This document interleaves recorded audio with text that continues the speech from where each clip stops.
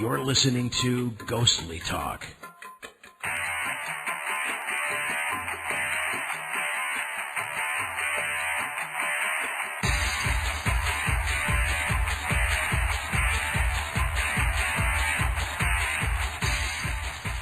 Jason Valenti is a resident of Bellingham, Washington. He was introduced to the Bigfoot Sasquatch phenomenon in 1996, one spring morning at 4 a.m. in the Apalachicola National Forest near Tallahassee, Florida. That's pretty much when I would be out and about in the forest. Since that moment, he has been driven to find out more about this elusive species. He moved from Largo, Florida to Bellingham, Washington in 1999. Why would anybody move from Florida to Washington? We're going to have to ask him that. In the 8 years of residency, he has discovered some very interesting areas in the Pacific Northwest that he frequents with several other researchers. His research has led him into the same areas that Lloyd Pye has tapped into, and he is in the process of writing a book and developing a foundation called the Hominoid Research Group for the further studies of hominoids. We would like to welcome, the website. Yeah. The website is sasquatchresearch.net, and of course that'll be linked up at ghostlytalk.com permanently. Mm-hmm. And we have to welcome Jason Valenti to the show.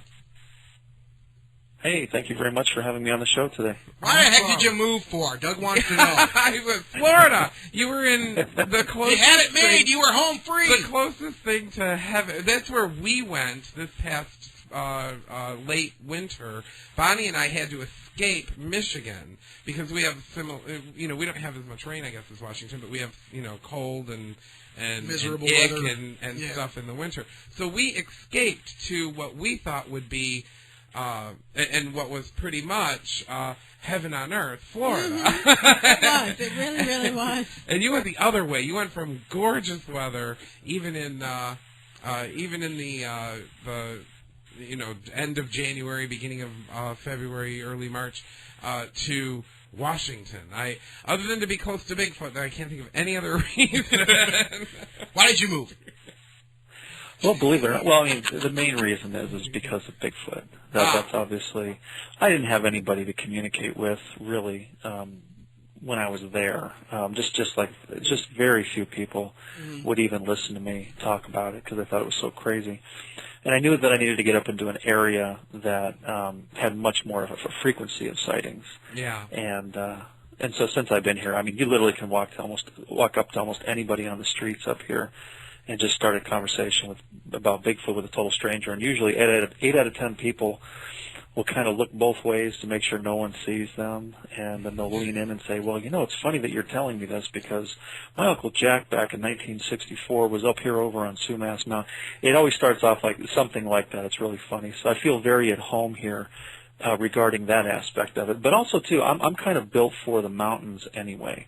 I grew up in Florida from the age I was 6 till, I guess, how old was I, 29 when I left. And I while the beaches are gorgeous, if you're loaded and you're wealthy and you can spend time on the coasts of Florida and kind of just be on eternal vacation, then that's great. But I'm really much more of a mountain person. I like to be up in the mountainous areas of North America. So, and plus this place is gorgeous too. It's got its own beauty. Oh, yeah. Just as much as Florida does, too.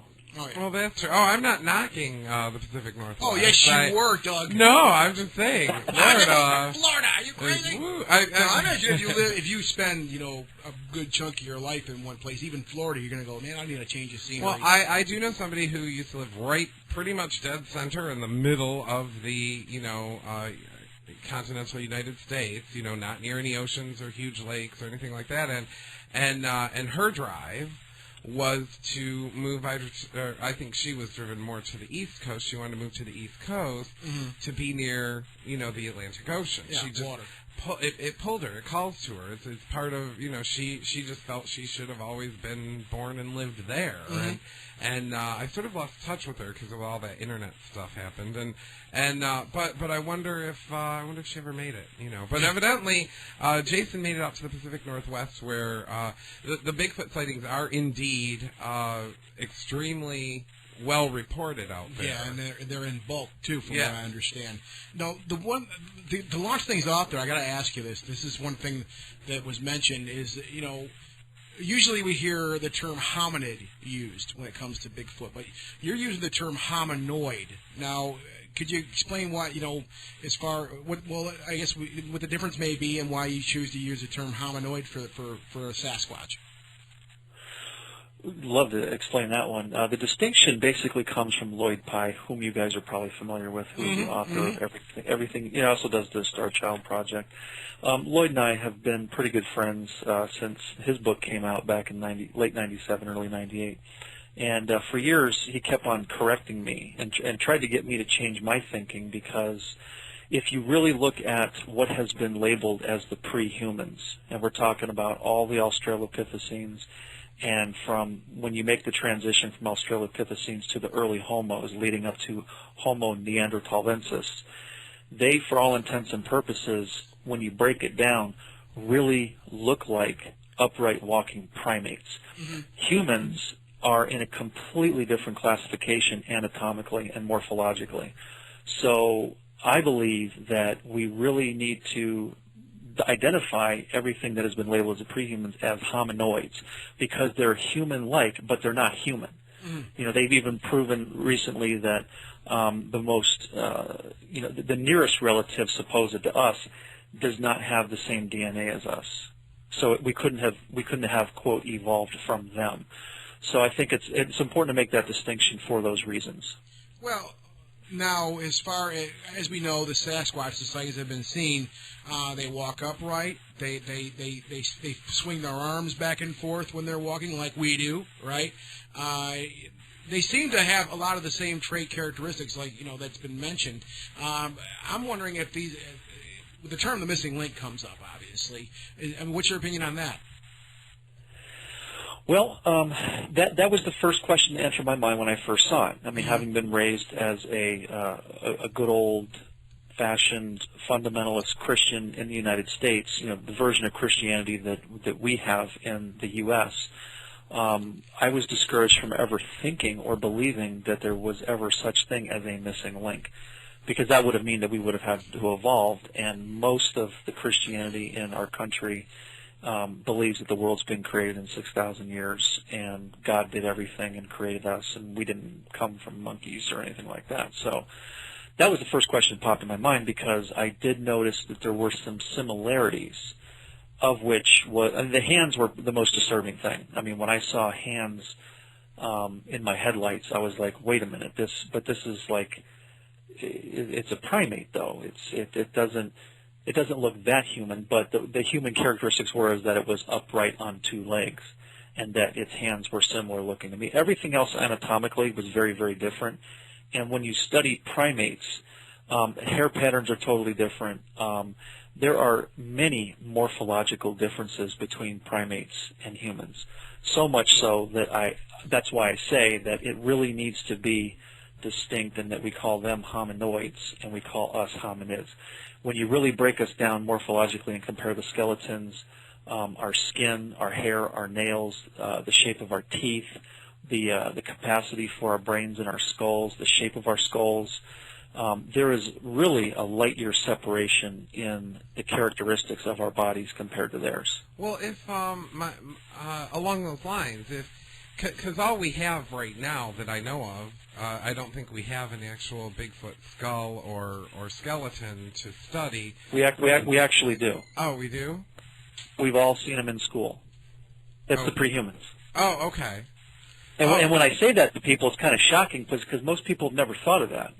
Gigantopithecus, any of the Australopithecines, we've all seen them. Australopithecus afarensis, Australopithecus boise, Homo ergaster. We've heard of this Cro-Magnon skulls. Well, Cro-Magnon's actually been classified as more modern human. But, we've actually seen, for all intents and purposes, we've all seen evidence of Bigfoots or Sasquatches in our school books growing up as children, being taught about the prehumans, who are supposed to be extinct. Then why do we have thousands of reports every year on every continent of people seeing what are described as upright walking primates in every characteristic you can think of? Right. Well, if okay, so if the if the things that we're unearthing, they go and they find some glacier or whatever that melts, and they find another set of bones or something like that. If we find all these things and what I can't get yet is how come a few of them then seem to have some kind of either extremely long life and are able to scare some people who are out walking through the woods, or how come they have such incredible survival and camouflage? They're very elusive. Yeah, they are elusive. So how can they live among us yet not be hit by a car and then dragged, because you had said you saw it in your headlights. Why couldn't it be hit by a car and then, oh my gosh, the sheriff takes it off, and then every scientist from all over the world gets their piece, gets their bit of it. Mm-hmm. Those are very good questions, and those are probably some of the best questions that anyone could ask of this. Oh. And I have a couple of answers for that. Number one, if you just on a anatomical and morphological basis look at what humans do to survive on this planet. We move into an area, we stay in packs, we mow everything down, that's in an area, take down the trees, the forests, set up agricultural areas, and we don't live in the forests and the jungles of the world mostly. I mean, and if we do, we hollow out spots for us to survive and to thrive, and that's how we do our thing to live. Hominoids, if you look at them, for the way that they're built morphologically, they are equipped with everything that they need to live in a very hostile environment. They can live in extreme temperatures. They're covered with hair, and plus they have melanin in their skin to protect them from the sun. The orbital sockets for their eyeballs are extremely huge to accommodate night vision. They literally, 24 hours a day, can do anything it takes to survive. The speed and natural strength of all primates, and I would have to include Sasquatch or Bigfoot into this category, because we do know that almost every primate alive right now, when you compare its natural strength to humans, it's somewhere on the order of between 10 to 15 times that of a human. Mm-hmm. I remember one time working out in a gym when I was a teenager, and this little tiny monkey, I mean, it was less than 6 pounds, little tiny guy, got loose out of the cage. It jumped and leaped from machine to machine until it finally landed on a greased pole where the plates slide up and down for this cable crossover machine. Yeah. The owner, who had the bench press record for the 50-year-old class, could not remove the monkey off of a greased pole. It was that strong. Its little arms were no bigger than around my pinky, but it had so much natural strength it was able to actually hold on to a greasy pole. And the guy put his foot up on the thing and pulled with everything that he had, and could not remove this 6-pound monkey off of the bar. That's just an illustration. It's been said that gorillas, like silverback gorillas, have a bench press equivalent of like 4,000 pounds. Well, I think the strongest human there is that has had it on record, who has probably been on steroids, I think is in the 700-pound range, maybe. Yeah. And we're talking about a guy who's been training, and so my whole point is that they're equipped to live in the environment, and they usually live in forests and jungles. They come out mostly at night. They're nocturnal creatures. Most of our research points to that they mostly do a lot of their foraging at night. That's not to say that they don't do it during the day. Their sleep cycles are probably extremely short, and they probably split it between night and day. So most of the sightings that we have occur on the edges of human civilization. It's always on the periphery. It's always like in the forest line, exactly where I had my sighting. It was 15 miles outside of Tallahassee in Apalachicola National Forest. So most of the reports that I've taken a look at, it always seems to place them, on the edges of forests and jungles. Well, you're not going to see them. You're not going to spot them running down, Main Street in any, small town USA. It's not going to happen. They know that they need to stay away from us because typically we go after them. I do have, and the answer to the second part of the question is that there had to have been dead bodies. There's no question that there has been. I have a couple of researcher colleagues up here who are much older than me. One of them pulled me aside one time and said that there was an incident that took place on a very close military base here where 2 hominoids were killed, and they were on their way to Grover Krantz's place, and the flatbed tractor trailer was intercepted by a black Lexus halfway in between Fort Lewis and Seattle.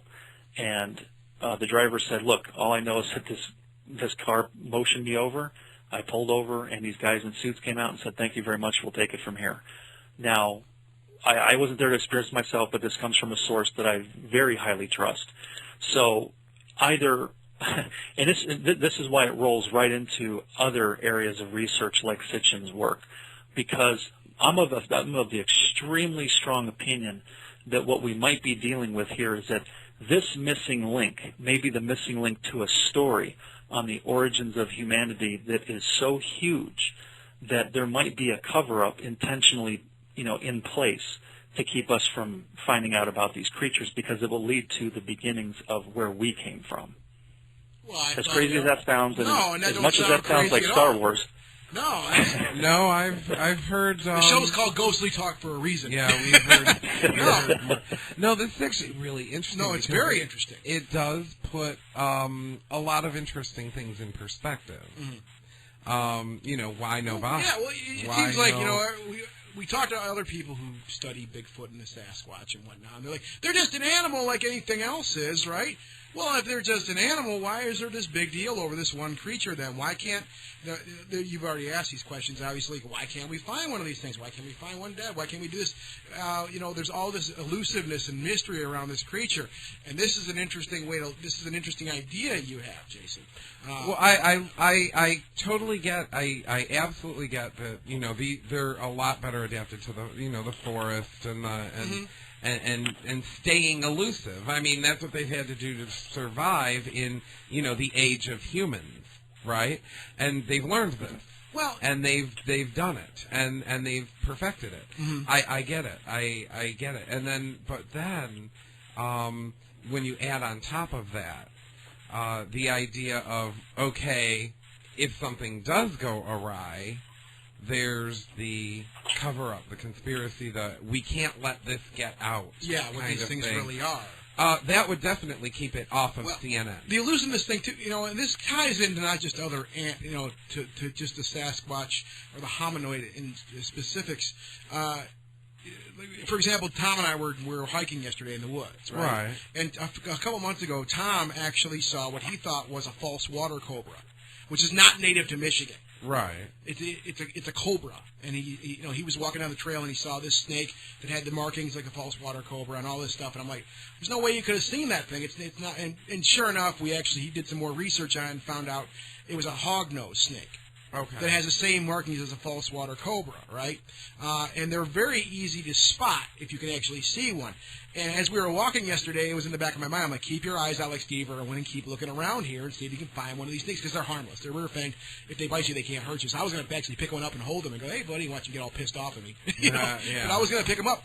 And darn it, I mean, even with a keen eye, I was watching, and I know a little bit more about snakes than most people do.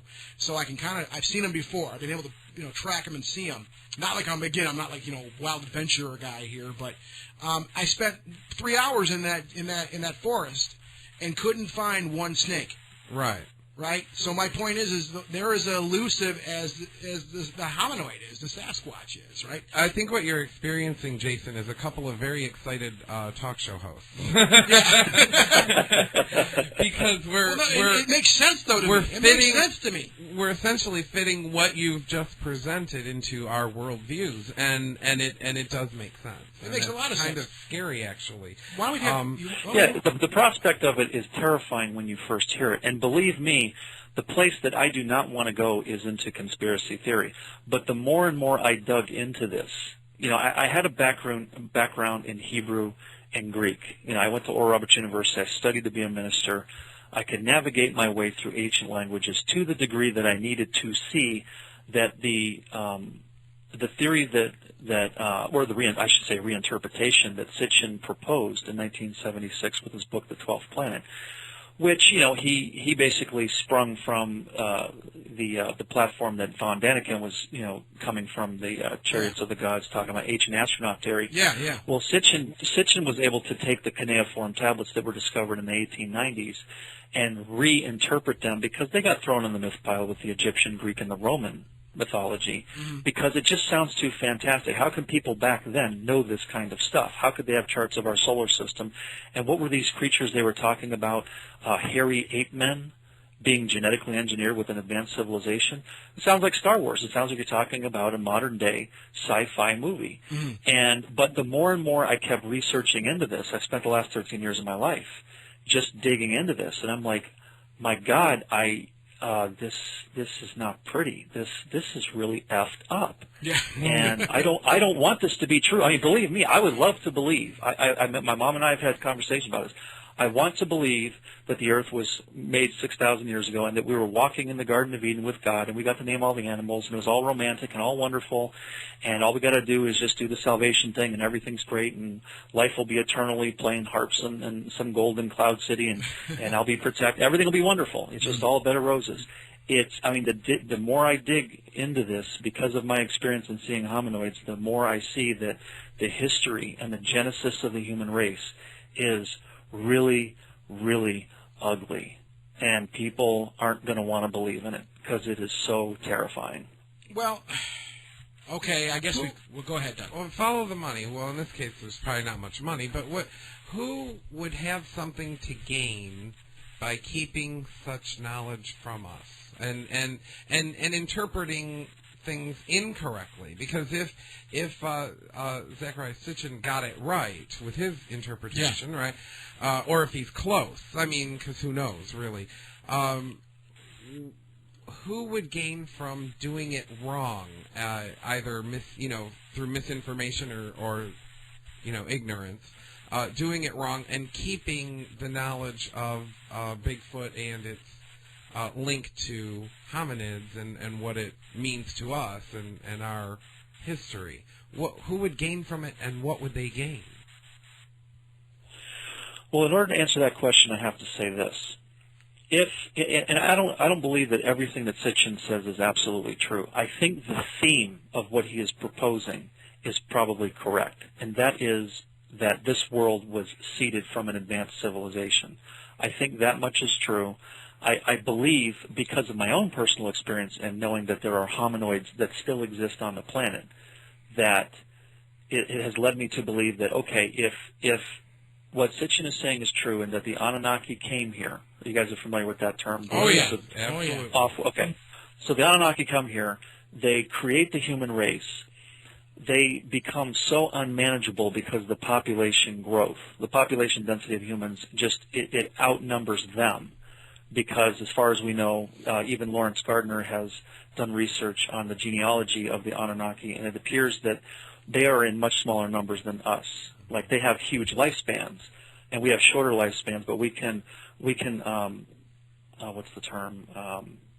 We can reproduce in larger numbers. They have a larger population. So there needed to be a secret society created within the human race that had a little bit more of the DNA of the Anunnaki in them so that they would be the rulers of us.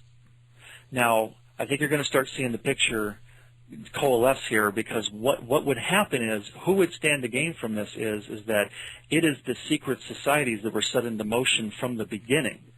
The kings and the queens, the ones who have always been the rulers, why these ruling families try to keep everything within their realm, is they're the ones that stand to lose because they want to keep us under control. Well, if we know the truth of how we got here, we wouldn't listen. We would be like, F you, I'm going to do my own thing, we're all equal, all is love, and we should all be cooperating with one another to make life better for everyone. It's not that, oh, your skin's whiter, so you deserve to have more and rule over me and strip my power.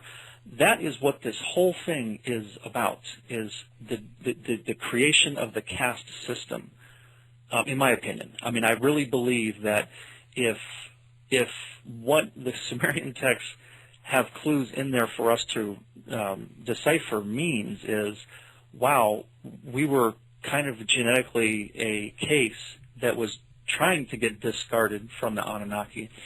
And the maker, Ninhursag and Enkai, the two who were supposed to be responsible for creating the human race, they obviously wanted for us to survive. The other people that were part of the Anunnaki were like, well, they're just like the redheaded stepchild. We don't really want to give them energy because they're not even 100% us, kind of like a bastard child. Yeah. So therefore, it's only the purebloods that get all of the benefit and all the wealth and all the attention and all the glory and all the honor. We're kind of like, a second-rate hybrid that was kind of let loose on our own. But unfortunately, within our own race of our heritage, there is another race, which are the kings and queens that rule this planet. These secret societies that David Icke talks about. I think that religion is the perfect tool to control everybody. Give them this illusion that there is this God out there, this monotheistic God, and that if you don't obey him, you're going to go to hell and all this stuff. And it's the perfect thing to control everybody, is to keep that religion in full force forever. Whereas if someone like me comes along and, oh, I just saw this thing. I didn't know it existed. Oh, it leads me to these ancient writings. And I just start deciphering everything. And then as a result of seeing all that information, I become empowered. And I'm like, wait a minute, this whole world's messed up. We all should be more cooperative and not be trying to stealing from each other. And that's kind of like the place that I'm coming from. That's what this information did to me. And that's why I think it's important to get this information out there, so that people can see that, there might be this huge cover-up of how we were created, so that we can continually be controlled, so that this secret society gets the benefit, because they'll always, be able to use us as a resource to get their resources. I understand people's need to control things, right? I see that every day when I go to work or when I read the news, that kind of thing. I understand that. And I understand that there are some people who consider themselves different or better, and therefore entitled, right? Yeah. But after literally, it's been thousands of years, and I don't personally agree with the 6,000-year theory. But it's been thousands of years that people have been ruling other people, and whether it be of a village or of a kingdom or of a continent in some cases, that people have been, putting other people up on pedestals and saying, you are our king, or you are our queen, or you are our emperor, whatever, and then they go, I want to conquer more, and they go conquer, I understand the history, but what does being part or closer to Anunnaki, right, nowadays mean to the ruling classes? It doesn't seem to be anything when there's literally, there's a billion people in China and India. There's, hundreds of millions in the United States. 6 billion on the planet right now. There's a lot of people. So, but what does it get them? Do they get I can go out and buy the best tea on the planet and enjoy that tea, right? Sure, nobody would bring it to me, but, it's a simple pleasure. I can't think, does somebody comb individual hairs on their body? I don't see what the big advantage is. I don't think, for example, that Bill Gates, who has tons and tons of money, right? I think that every day he wakes up and puts his feet on the floor and probably visits the lavatory and then brushes his teeth and then, gets dressed in more expensive clothes than I do, and then goes about his day and then until later, and then he does the opposite and goes to bed. And, I don't see, to me, I just don't see an advantage of being closer to Anunnaki than the masses, and why that would automatically grant them a free pass at being the ruler. Yet. That's an excellent point. But see, what you're saying is that this is I have sparked a question in your mind as a result of telling you, what I know. And when you keep asking questions, it leads to more questions because it doesn't make any sense. And I really believe in order to make sense of this thing, you literally have to climb in to the psychology, or what you think would be the psychology of an advanced civilization that has literally almost conquered everything and every challenge, so that they become so bored with existence that they actually start to create drama that doesn't make any sense. And as crazy as that sounds, that is the conclusion that I have come to. Let's take Bill Gates, for instance. He's never going to have the concerns in his lifetime that you and I face. Right. Because he has superseded that. Right. He has transcended the TikTok, go to get a 9-to-5 job. He's beyond that. So what he is probably occupying his time with is challenges that are so far above and beyond the average person that we couldn't even imagine what it would be like. We can't even imagine what is going on in his head, because he doesn't have to be consumed with the cares of this world like the common folk that live, in the rural areas and in the cities, who take up 9-to-5 jobs or whatever they're doing to exist. I really believe that that it's so evident when you really start to look at what it would be like if you really didn't have to care or worry about your needs, like your food and your water and all that. If you had a way, if you were able to use your mind, and you would literally just think of creative ways to use unlimited resources, I think you would lose sight of compassion as well. And I think that this race of beings lost sight of compassion, and it was more of like an experimental thing. Okay, we're on planet Earth. Let's see what we can whip up. I mean, literally, as weird as that sounds, I think that a lot of that kind of psychodynamic plays in the behavior that has impacted us as a species. Well, we definitely behave in the same way with a lot of different things. I mean, below us, I think that the humanoid, we as humans, we do that with a lot of things that we consider lower than us, such as like insects and rodents and things like that. Most people absolutely look at them things as they're dirt. I mean, and most people I know are like, they see a spider and they're stomping them out. They're killing them. Oh, I run screaming. Well, yeah, Doug, you're the glowing example of that. But it's but I mean, you treat them in a different way. I mean, whereas me, I'm a bit more of a hippie when it comes to that stuff. I'm like, hey, a spider ain't doing anything wrong to you. Let him alone. Let him do his thing. He's cool. I can understand people being scared of him. Not me. I want to hit it with my car. But we treat him that way. We treat him like over and over again.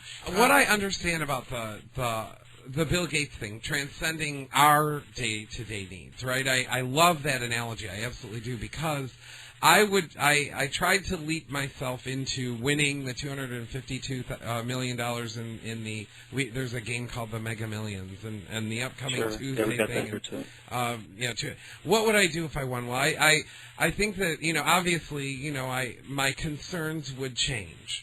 I wouldn't be concerned about, okay, I have to, pay my cell phone bill on this day at this time. What the mortgage, there's all these different things, the car payment, all these things that would completely, go off my shoulders. But what would all of a sudden go onto my shoulders would be security. Oh, yeah. All of a sudden, I would not want 1,000. I don't want 1,000 people around me, with their hands out right now. I don't have even $1,000 to give each one a single dollar. But if I'm not even 1,000 there rub yet, a couple of nickels together. What are you talking about? Ghostly Talk does not pay that much. Yeah. So I don't want 1,000 people around me all with their hands out saying, you can help, my, story. And I wouldn't want that either if suddenly I had some kind of windfall, or if I worked hard enough to be there and have that in the bank. I wouldn't. Yeah. I would suddenly leap to security. Mm-hmm. Not that I would guard my secrets, but I would want to guard my body and my family. I will be your bodyguard. Well, then I'm all set. I just have to live in Orlando, Florida. Yes. Somewhere near the Disney park. Near Disney World. Exactly. Well, you're safe. What's being said here is that my concerns would change, and they would leap away from day-to-day things like we have to security. Well, yeah. Not necessarily secrecy, but I wouldn't want people to know, there's going to be this multimillionaire over here and then over there, and we can pitch this idea, that idea. Yeah. We can, perhaps kidnap him. I don't know what they would want to do because the world is full of things, but I would suddenly leap to security. Now, if I did consider myself from a superior race, right, I imagine security would be important. And, absolutely. And that ties directly in with the, I know we're shying away from conspiracy theory, but that would directly tie in with, I don't want these people to learn our secrets. Yeah. Exactly. Otherwise, we're going to be put up on a stand in front of 1 billion people, 6 billion people, or however many, and they're going to torture us until we tell all the secrets. It's too much to explain, these. And just like I don't want a spider to wrap me in a cocoon and suck out my juices, which is what they want to do to me. I love you, Doug. I know that most spiders are probably like, oh, he's too big. I couldn't possibly do it. But I don't want 6 billion of them to come at me, right? Well, same thing if you consider yourself from a superior race, that you created these things, and then they're gonna string you up. So I see security as being important to them too. So I do see a line in there that's something that they are protecting. Well, that's what this hominoid represents, though. Is again, just to kind of get us back on. We've been on track, but I mean, that's what this hominoid represents, though, is these secrets, these things that they don't want us to know about, and that's why they're so. I mean, probably based on this idea, Jason. The ones that have actually been found, like this, you relayed a story already about that. They found a couple, and they were killed, and they took off, and they took in them. a black Lexus. Yeah, and they took them. I don't blame them. Is the church? I'm pretty sure there's been in the last 60 years at least a dozen hominoids killed or found dead in this country that never made it to the media. The one that I can think of that did make it for a period of time was the Minnesota Iceman. And Lloyd Pye talks about that because he got to see that, and he was convinced, along with Ivan T. Sanderson, who was the eminent zoologist of his time, who got to spend 3 days with it, said that it was a hominoid, period. And so while there is evidence when you start digging, as with the advent of informational technology that we have today, we're getting really good at discussing this kind of stuff. I mean, here we are sharing on the radio in 1 hour. We're getting this information out to a broad range of people. Oh, yeah. And everybody's taking it into their mind and kicking it around and regurgitating it and refining it and then coming up with even more questions and being inspired to do more research and network with other people. And this whole, the whole top is blown off of this thing as a result of things like the internet and telephone and, just different types of communication platforms that have been created in the last 100 years. So I think that this is really an amazing gift that we have now, is that we're starting to really understand and put things into perspective like we've never been able to before. Well, I'm looking at this hour as, first of all, I'm on the edge of my seat. It wasn't really what I expected to talk about. No, me either. No, I read the list of topics to discuss, and I've just totally gone away. I'm that excited.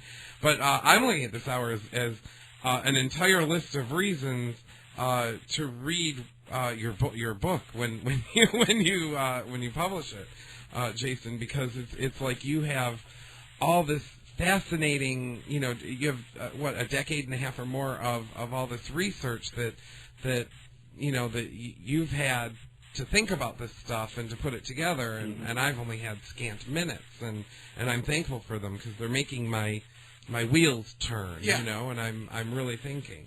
Well, let's throw this into the pot. I mean, we haven't mind-bended ourselves enough. Ufology. Is there some type of connection between this and the hominoid? Oh, don't get me started on that one. I mean, if you want a foundational bedrock for ufology, this is it, fellas and ladies. It absolutely, because if you think about it, if what is being purported in the cuneiform tablets, we have our first abduction, we have our first genetic experiment with aliens on native species of this planet. There's, as a result, becomes a hybrid. We're talking 250,000 years ago, and you don't think that you don't think that the Anunnaki are still here? They're still here. They're probably in the South Pole, right dead smack in the middle of it, in some kind of a igloo type structure, and just gently managing what's going on, steering the economic, social, and political systems of our world. They're still here. They're probably on the other side of the moon. They're probably on Mars. They probably got little bases here and there. You know, and I talk to people in ufology, and, you know, they're wanting to run zippity-doo-dah back and forth between the Arcturians and the Pleiadians and the whatever else is out there. And, like, we're dealing with thousands of intergalactic people are coming here and abducting everybody. I'm like, what if it's just the Anunnaki? Mm-hmm. You know, I think we need to start with them. I mean, we have 6,000-year-old clay tablets, dozens and thousands of them, that have this story, or should I say report, of what they observed. And I think that the whole ufology thing, a lot of it can be explained through just the knowledge of hominoids and their relationship to us. I think that's huge. Boy, it is. I mean, so I'm trying to get my mind around this whole thing. Again, I mean, this is all, as far as we're talking, I mean, this is all going back to the hominoid. And this seems like a whole huge scale of things. And we're talking about existence now, pretty much. Going back to the hominoid. Yeah, we can talk on this whole thing and how I could tie everything. I literally could stay on the phone on the show for literally days. It's that much information. Here we are trying to compress it all in just less than 60 minutes. Yeah. I mean, it's huge. It should be on the 6 o'clock news every night, as far as I'm concerned.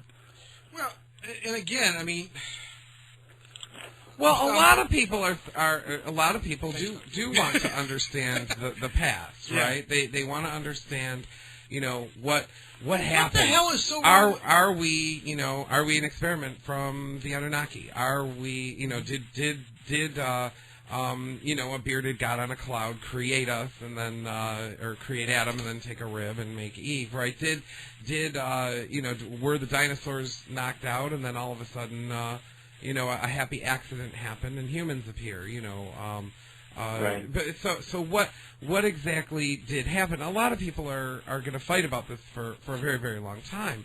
But what I'm interested in, then, I mean, logically, you know, that I'm sure that I absolutely can't wait until you write and finish that book and publish it, because I will be reading that immediately, because that'll help explain a lot of, because I can ask you questions, like you said, for a week, and I may or may not, you know, come to the moment where, I understand. Why is it over and over again? I'm sorry, I didn't mean to interrupt you, but I mean, this has to be asked. Why is it over and over again when we hear about stuff like this, that it does come down to, well, they don't want you to know this stuff, because if you knew this, you'd know better, and then their power base would be completely removed. I mean, that's the only reason that they can be that ties in with the question that I was going to ask. Okay, I'm sorry. What about the future? Like, what if, assuming we've got, you know, Anunnaki, you know, close to Anunnaki, or actual Anunnaki, you know, monitoring, controlling, doing all this stuff. They are the, you know, the keepers of this experiment. Assuming we have that, right? The problem is they must be scared, because we do communicate with each other. We do create technology. We have technology to do that. We do all these interesting things that they must both find fascinating and also scary at the same time, because we're talking on this show. We're exchanging information and discussing history and our very origins. And so we're also going to discuss now for just a few minutes, because I've already eaten up almost a whole hour. Yeah. The future.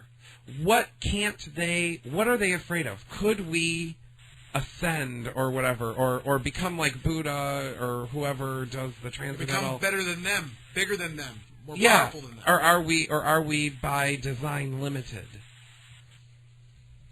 Those are excellent questions. I absolutely love these questions, and these are the things that need to be sent to a think tank to really think this thing through. But you have to think about it in the context of believing that everything we just discussed in the last 45-plus minutes could be possible and probably did happen.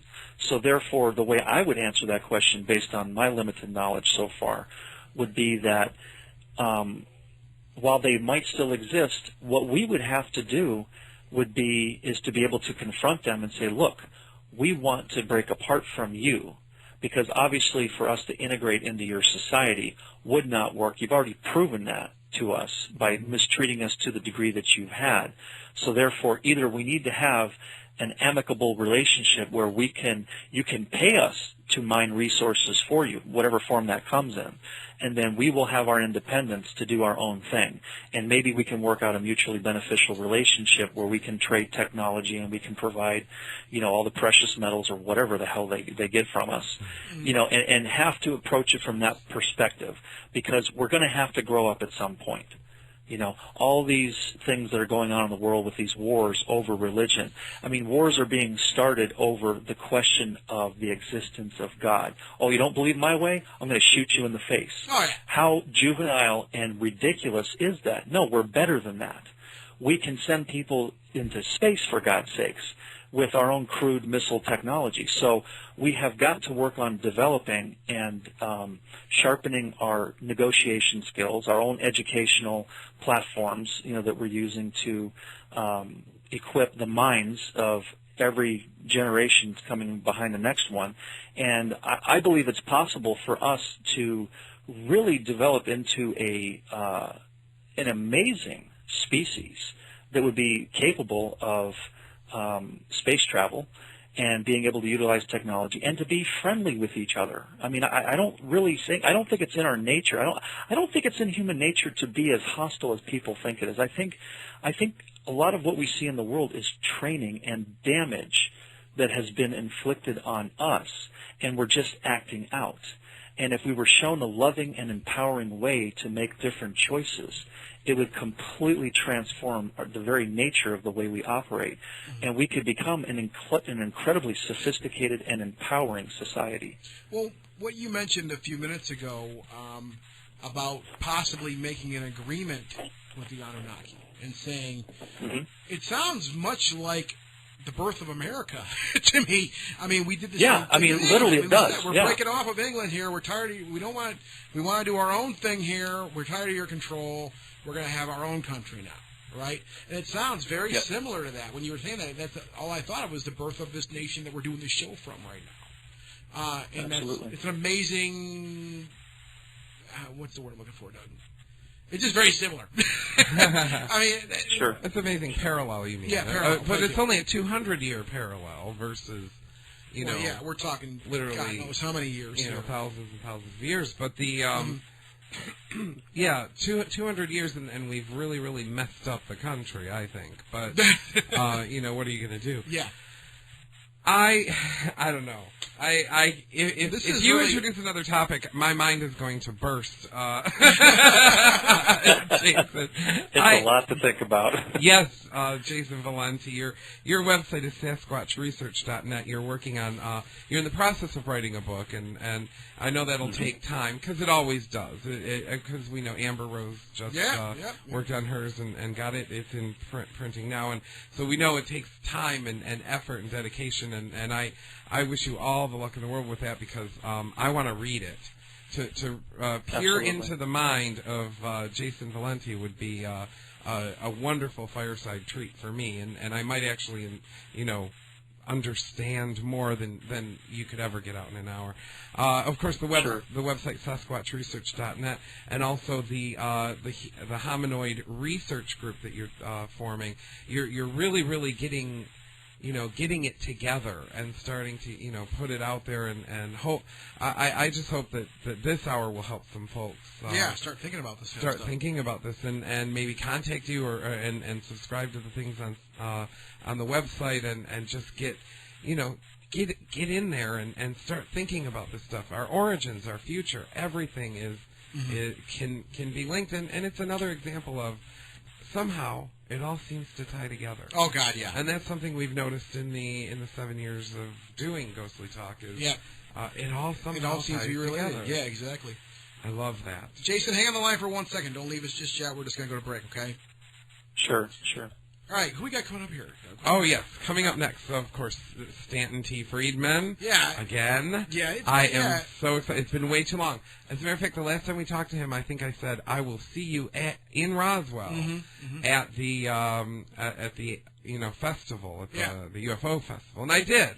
But all I did was I said hi. I didn't even identify myself. You were supposed to stalk. I was supposed to stalk him, but yes. Haven't I taught you anything? I will learn. I'll go back. I'll keep doing why it don't you until give I him get it right. Why don't you give him a refresher course on the I site? will. Jeez, stalking is so easy. Thank you, Jason. Coming up next, Stanton T. Friedman on Ghostly Talk. Ghostly Talk! Version 3.0. That never sounded so good.